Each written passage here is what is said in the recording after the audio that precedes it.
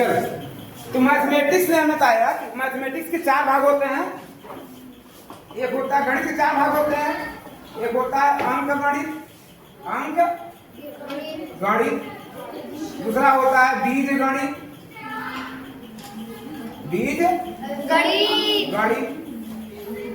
तीसरा है रेखा गणित, चौथा है वाणिज्य गणित,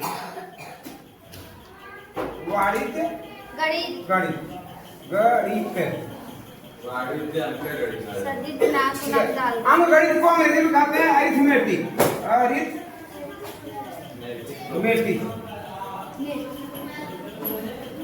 अरिथमेटिक।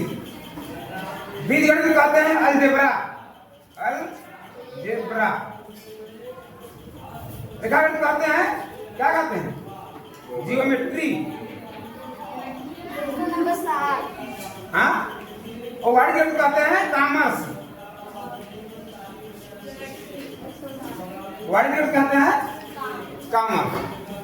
अंक गणित, बीज गणित, रेखा गणित और वाणिज्य गणित। तो कक्षा 1 से लेकर के 5 तक हम लोग पढ़ते हैं अंक गणित पढ़ते हैं। कक्षा 6 में पहुंचोगे तो बीज गणित और रेखा गणित जुड़ जाएगा, ठीक है।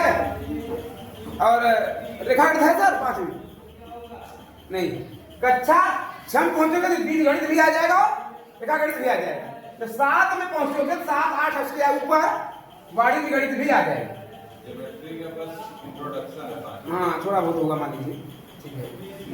तो वाणिज्य गणित आ जाएगा। अब इन सब में होता क्या पहले हमें जान लेते हैं। अंक गणित में हम लोग अंकों का गणित पढ़ते हैं, संख्याओं का गणित। संख्या तो हमेशा गणित का होता ही है, अंकों का गणित होता सिर्फ जैसे 0, 1, 2, 3 जो भी है, ये क्या है? अंक है, ये अंक है ना। तो अंक सिर्फ अंकों का खेल होता है। सिर्फ हम अंकों के द्वारा ही गणित लगाते हैं, गणित का इस्तेमाल करते हैं, गणित सीखते हैं। लेकिन जब आगे बढ़ेंगे, बीज गणित है, बीज गणित में अंकों के साथ साथ हमारे पास जो चर राशि होती है, चर राशि जैसे होता है x, y, z, a, b, c, जो भी, ये सब भी गणित में जुड़ जाता है। अक्षर जुड़ जाते हैं जिनका कोई निश्चित मान नहीं होता है ना, वेरिएबल नंबर से करते हैं अंग्रेजी में, ठीक है। ये भी जुड़ जाते हैं। तब जब अक्षर वाला हम x में x जोड़ने लगे या x में y का गुणा करने लगे, जो x और y अंक तो है नहीं, अंक है नहीं है, तो जब ये भी जुड़ने लगे तब गणित बन जाता है क्या? बीज गणित है। हाँ, बीज गणित, इसे क्या कहेंगे? बीज गणित। ये लोग बीज संख्या है, बीजी व्यंजक है। बीजी व्यंजक मतलब जिसमें चर राशि हो, जो चर संख्याएं जिस गणित में जुड़ी रहेंगी तो हो गया बीज गणित। और उससे जो सवाल बनते हैं उस सवाल बोलते हैं हम लोग बीजी व्यंजक बोलते हैं, बीजी व्यंजक आ जाता है। और उसके बाद रेखा गणित में हम रेखाओं से गणित सीखते हैं। आकृतियां होती हैं बहुत सारी, जैसे वृत्त होता है, त्रिभुज होता है, आयत होता है, वर्ग होता है, आकृतियां ना, कोण हो गया। ये सब जो आकृतियों का खेल हम लोग खेलते हैं गणित में, उसको हम किसमें रखते हैं? रेखा गणित में। ज्योमेट्री के अंतर्गत अंग्रेजी में आता है रेखा गणित। जो भी हम आकृति बनाते हैं वो क्या हो गई? रेखा गणित। और उसके अलावा वाणिज्य गणित में हम लोग व्यवसाय, कॉमर्स मतलब होता है, वाणिज्य मतलब होता है व्यवसाय मतलब व्यापार मतलब खरीद, क्रय विक्रय, लेन देन, लाभ हानि, यही होता है। व्यापार में क्या होता है? पैसा लेन देन होता है, क्रय विक्रय होता है, उसमें लाभ हानि होती है। तो इन सब के बारे में पढ़ाई करते हैं, वो आता है कॉमर्स में, यानी कि वाणिज्य गणित में। यानी कि हम लोग पढ़ेंगे इसके बारे में, बैंकिंग के बारे में, बैंक होता है, पैसा मूलधन के बारे में, ब्याज के बारे में पढ़ेंगे, क्रय के बारे में पढ़ेंगे, विक्रय के बारे में पढ़ेंगे, लाभ के बारे में पढ़ेंगे, हानि के बारे में पढ़ेंगे। ये सब जो पढ़ते हैं जिस गणित में, उसको हम कहते हैं वाणिज्य गणित, राइट? वाणिज्य गणित। तो अभी हमने गणित, अंक गणित पढ़ लिया, अंक गणित पढ़ा, उसके बाद बीज गणित भी पढ़ा हमने। पहले संख्या पढ़े थे हम लोग, पहले फिर बाद बीजेडी भी पढ़ा हमने, रैखिक समीकरण, ठीक है। उसके बाद आगे रेखागणित के बारे में भी पढ़े हम लोग, रचनाएं पढ़े भी पाठ, रेखागणित हो गया। अब हम आते हैं वाणिज्य गणित। अब वाणिज्य गणित में हम लोग इसी के बारे में पढ़ेंगे, ठीक है, हिसाब किताब वाला काम, राइट। चलिए शुरू करते हैं हम वाणिज्य गणित में। सबसे पहले वाणिज्य गणित में पढ़ेंगे हम लोग समानुपात।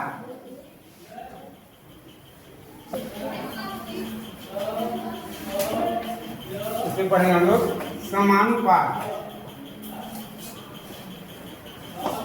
समानुपात अंग्रेजी में पढ़े कहेंगे तो प्रोपोर्शन, प्रोपोर्शन,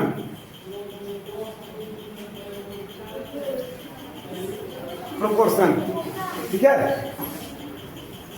कक्षा 6 में हम लोग अनुपात में पढ़े थे, 6 में अनुपात पढ़े थे। अब इसमें पढ़ेंगे हम लोग समानुपात। समानुपात क्या होता है, समानुपात क्या होता है हम लोग समझते हैं, ठीक है।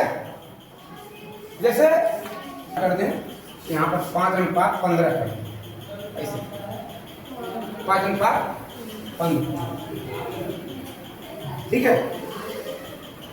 अगर इस अनुपात को, अनुपात है ये पता है कि अनुपात का होता है रेशियो, अंग्रेजी में कहते हैं रेशियो। अब 4:12 है, इसको हम कैसे लिखते हैं, 4/12।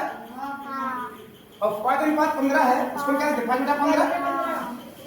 अगर 4/12 को हम सरल करें, सरलता रूप में कितना आएगा, हाँ 1/3, इसको 1/3 है, यानी दोनों का मान समान आया, यानी दोनों अनुपात समान है, दोनों अनुपात समान, यानी 4/12 और 5/15 दोनों समान है, दोनों अनुपात, दोनों समान नहीं है, दोनों अनुपात समान है। इसलिए जब दो अनुपात का तुलना करें, दोनों समान हो तो कहा जाता है समानुपात, समानुपात, सम धन अनुपात। तो समानुपात समझ गए मेरी बात, दो अनुपात अगर समान रहेगा तो हो जाएगा समानुपात, ठीक है। तो अनुपात का चिन्ह ये वाला है, जैसे हमने भी क्या दिखा, 3:12 और यहाँ पर था 5:15। जब दोनों अनुपात समान है तो इसे दिखाने के लिए हम लोग ऐसे बना देंगे, ऐसे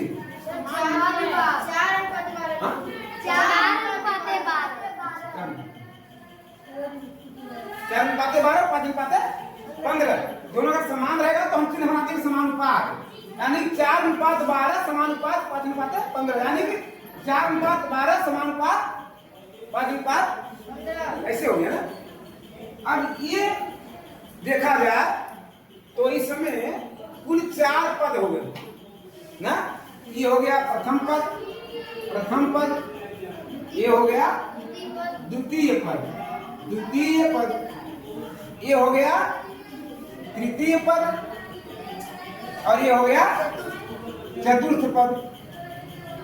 हो गया ना 4 पद, 4 पद हुए, हाँ 4 पद हुए। अगर 4 पद हुए तब पहला पद, दूसरा पद, तीसरा पद और चौथा पद। समानुपात में कुल 4 पद होते हैं, समानुपात में कुल 4 पद। 4 पद दिख रहा है, नहीं दिख रहा है, सबको दिख रहा है, 4 पद होते हैं। तो ऐसे सवाल को हम हल करने के लिए क्या करते हैं, पहला पद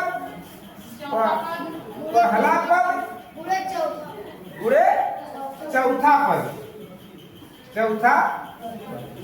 बराबर दूसरा पद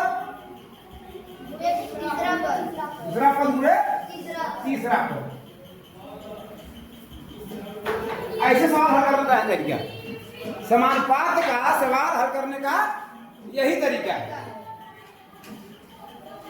ठीक है। पहला पद पूरे दूसरा पद, चौथा पद बराबर दूसरा पद गुणे तीसरा पद, समझ गए। यानी बाहर गुणा बाहर में, अंदर गुणा अंदर में, न समझ गए, ठीक है। अब समानुपात भी 2 तरह का होता है, समानुपात भी 2 तरह का, एक अनुलोम समानुपात, एक होता है प्रतिलोम समानुपात। अनुलोम समानुपात और प्रतिलोम समानुपात। प्रतिलोम समानुपात अब दोनों क्या हम बताते हैं, ठीक है। अनुलोम समानुपात और प्रतिलोम समानुपात बताते हैं क्या। जैसे अनुलोम समानुपात, अनुलोम समानुपात, पहला अनुलोम समानुपात, दूसरा प्रतिलोम समानुपात।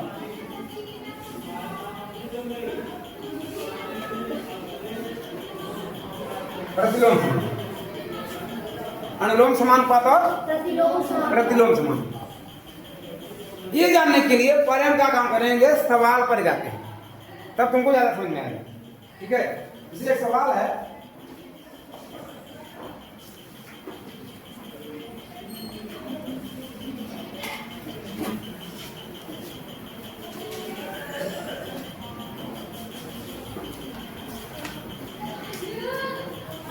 अभ्यास 7A, अभ्यास 7A, अभ्यास 7A खोलो, पेज नंबर 160, पेज नंबर 160 खोलो,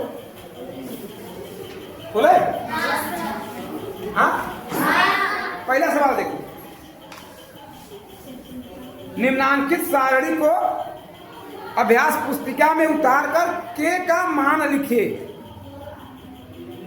के बराबर x बटा y ना, के बराबर x बटा y, और यहाँ पर x का मान भी लिखा हुआ है, y का मान भी लिखा हुआ है, लिखा है।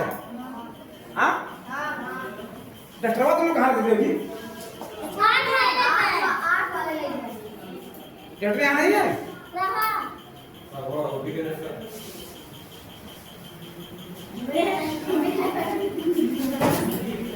देखो बताओ, देखो यहाँ तालिका बनाई हुई है ना, तालिका बनाई हुई है, एक खनी में x है, देखो यहाँ x है, यहाँ y है, यहाँ k बराबर x बटा y, ठीक है, समझे। यहाँ लिखा हुआ है 20, यहाँ लिखा हुआ है 40, यहाँ लिखा हुआ है 60, यहाँ लिखा हुआ है 40, यहाँ लिखा हुआ है 80, यहाँ लिखा हुआ है 20। हाँ, तो के बराबर x बटा y लिखा है, तो हम यहाँ लिख देंगे x कहाँ है, ऊपर, यहाँ 20 है, x का मान यहाँ 20 है, यहाँ 20 बटा y लिखना चाहिए बटे पर, तो y का मान क्या है 40, लिख देंगे हम 20 बटा 40 ना, 20 बटा 40 कटाओगे कितना आएगा, हाँ 1 बटा 2 आएगा, 30 पर आते हैं, 40 बटा 80 हो जाएगा, 40 ऊपर नीचे 80, 40 बटा 80, 80, ये भी 1 बटा 2 आ जाएगा, ये भी 60 बटा 120, ये भी कटाओगे बटा, ये हो गया 80 बटा 160, ये भी कटाओगे तो 1 बटा, यानी सब का मान 1 बटा 2, यानी सब समान अनुपात है, सब समान अनुपात, ठीक है, दिख रहा है। अब देखो यहाँ 20 था, जहाँ 40 था, यहाँ बढ़ गया 40 हो गया, जहाँ 80 हो गया, तो तुमको एक चीज देखने में आ रहा है, अगर इधर बढ़ रहा है तो यही बढ़ रहा है, हाँ?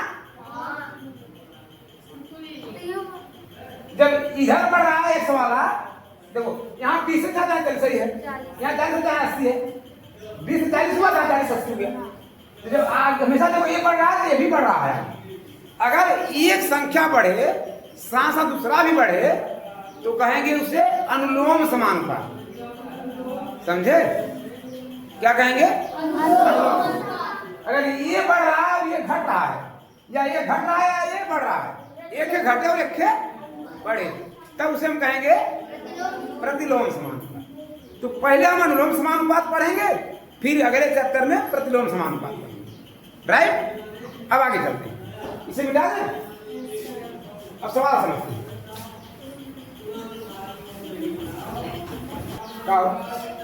देखो दिया है प्रश्न नंबर 2, देखो अब मैं पढ़ रहा हूं तो लोग किताब में देखो भाई, 4 किलोग्राम चाय का मूल्य 420 ही होगा।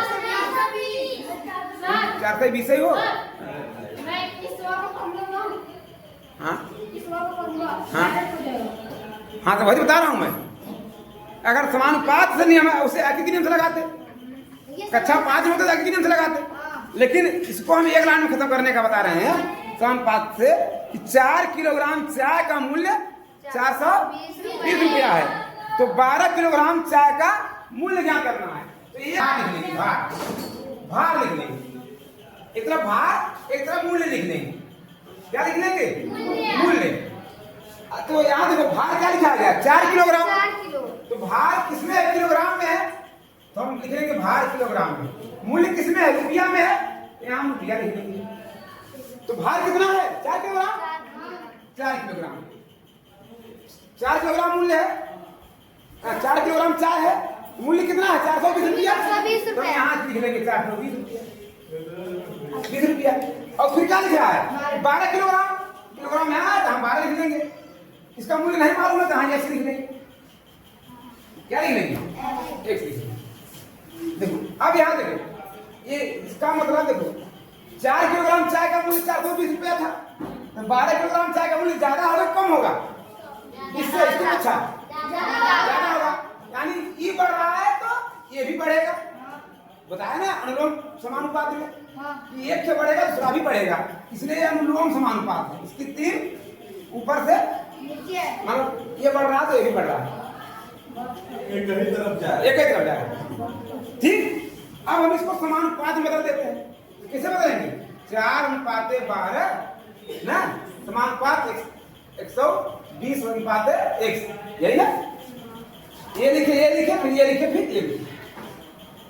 ठीक,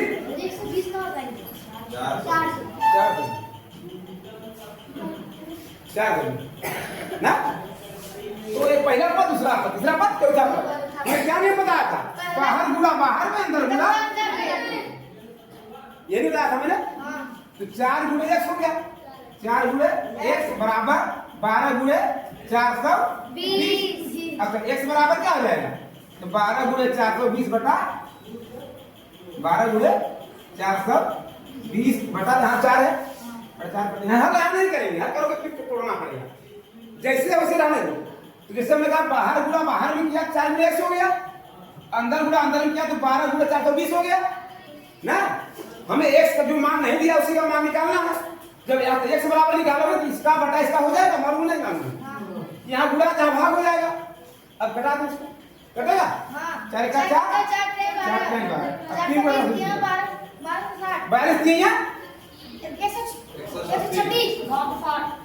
126 और 60 रुपया आगे नहीं आ गया।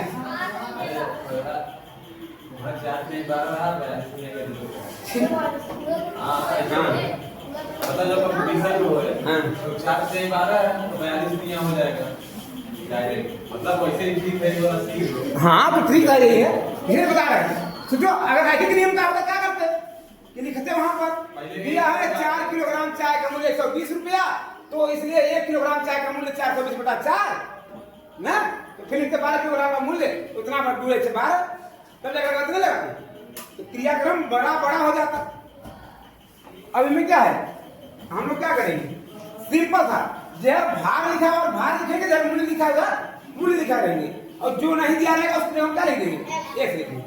और उसके बाद समानुपात बनाने के लिए क्या करेंगे? ये अनुपात इतना, समानुपात इतना, अनुपात अनुलोम रहेगा, कैसे रहेगा? अनुलोम समानुपात जब रहेगा तो वहीं पे तीसरे गुणा कर देंगे तभी निकल जाएगा। हाँ वो जैसे 4x गुणे, हाँ, इसलिए हमें यहाँ पर बताना है, जहाँ पर हमने बताएंगे और लगाने की मोहजबानी लगा सकते हैं। अगर पढ़े थोड़ा होशियार बच्चे हैं मोहजबानी कर लेंगे, ठीक है, बात समझ में आई? उसके बाद ऐसा ही प्रश्न नंबर 2 देखो, प्रश्न नंबर 2 ना 3, एक कार, ध्यान से इधर देखो, अरे सुन लो, पहले सुन लो।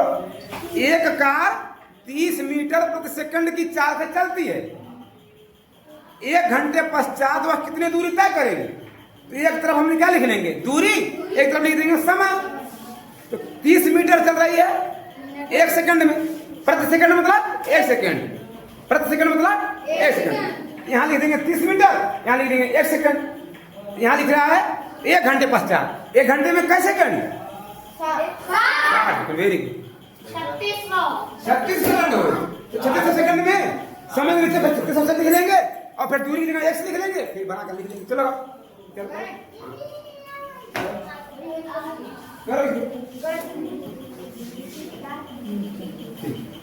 बंद कर दी बोले ना।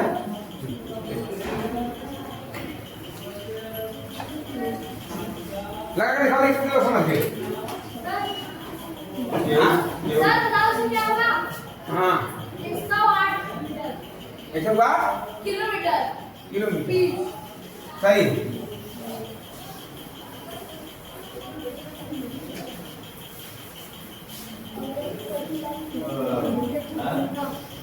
3 से 36 जितना कट गया उतने का है। जो प्रमाण दिया है ऊपर लिख लेंगे, दूरी दिया और समय दिया हुआ है ना। तो ऊपर लिख लेंगे दूरी, यहाँ लिख लेंगे मीटर में ना, क्योंकि दूरी मीटर में दिया हुआ है, मीटर दिया है।